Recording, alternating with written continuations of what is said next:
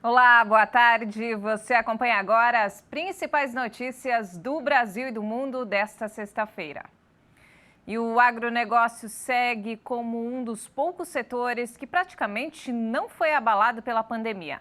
Apesar da crise econômica e da queda nas exportações brasileiras, teve alta em 2020.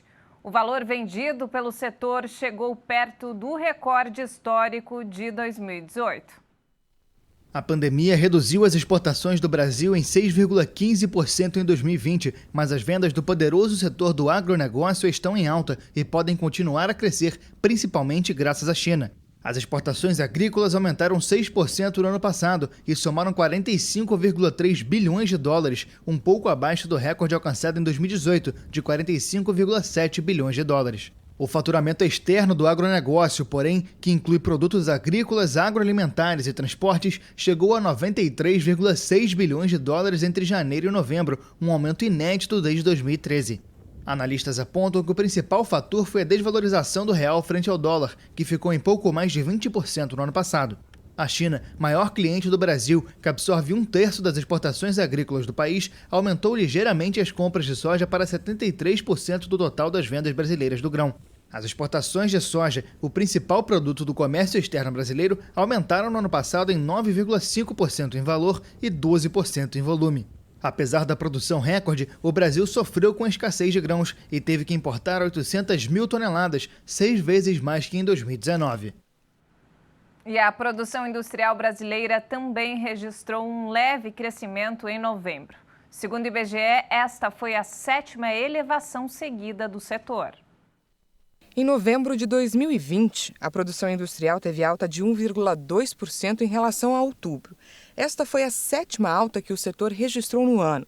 Desde maio, somando os crescimentos, a indústria brasileira acumula alta de 40,7%. Segundo o IBGE, esse patamar já eliminou a perda de 27,1% entre março e abril, meses em que o isolamento social foi mais rigoroso e fez a indústria atingir o nível mais alto da série.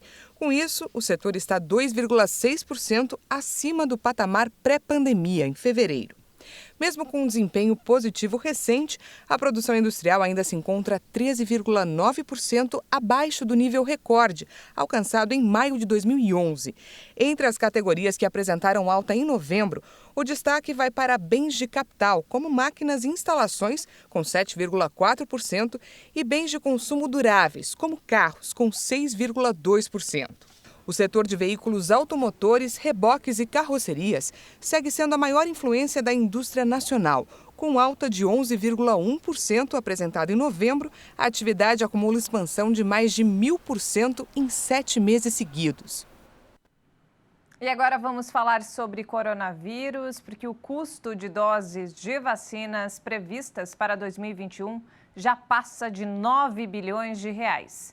O Ministério da Saúde afirmou que já estão garantidas mais de 350 milhões de doses dos imunizantes contra a Covid-19 para este ano em todo o país. O ministro da Saúde, Eduardo Pazuello, anunciou um contrato para a compra de até 100 milhões de doses da Coronavac e falou sobre a possibilidade da vacinação começar em 20 de janeiro. O contrato assinado pelo Ministério da Saúde prevê a aquisição inicial de 46 milhões de doses e a possibilidade de adquirir outras 54 milhões posteriormente. De acordo com Pazuello, a compra só foi possível graças à medida provisória que permite a contratação de vacinas antes do registro da Anvisa, Agência Nacional de Vigilância Sanitária. Além da Coronavac, o Ministério prevê a aquisição de doses da vacina desenvolvida pela AstraZeneca em parceria com a Universidade de Oxford. 3 cenários de início de vacinação foram analisados pelo ministro. O mais otimista aposta na campanha de imunização começando em 20 de janeiro, com as vacinas que estivessem disponíveis, se forem emitidas autorizações em caráter emergencial junto à Anvisa. No cenário mais pessimista, a vacinação começaria no início de março. Pazuello ainda disse que o Ministério da Saúde está negociando com a Pfizer a compra do imunizante desenvolvido pela farmacêutica, mas algumas exigências da empresa não foram bem recebidas pela pasta. E nos destaques internacionais, o Reino Unido aprovou a vacina da Moderna contra o novo coronavírus, a terceira de seu arsenal na luta contra a pandemia. A previsão é que ela esteja disponível a partir da primavera, outono aqui no Brasil. País europeu mais afetado pela pandemia da Covid-19, com mais de 78 mil mortos, o Reino Unido encomendou 17 milhões de doses ao laboratório americano. A vacina da Moderna foi aprovada na quarta-feira para uso na União Europeia, bloco do qual o país está totalmente fora após concluir o Brexit em 31 de dezembro.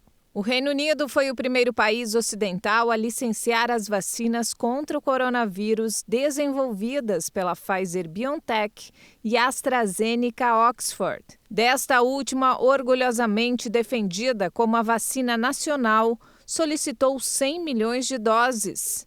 Depois de iniciar sua campanha de vacinação em 8 de dezembro, o país já inoculou quase 1,5 milhão de pessoas. E o primeiro-ministro Boris Johnson estabeleceu a meta de vacinar todas as pessoas com mais de 70 anos, além dos trabalhadores da saúde, até meados de fevereiro. Esses grupos representam cerca de 14 milhões de pessoas, de uma população total de 66 milhões.